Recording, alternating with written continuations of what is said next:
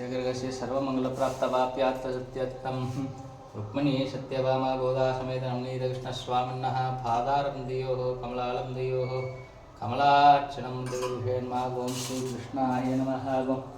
ददहीनन्दनाय नमः गों कंसमुक्कडाय नमः गों हर्यै नमः गों सूर्यै नमः गों वाग्मीन्मागों शान्ताय नमः गों कान्ताय नमः गों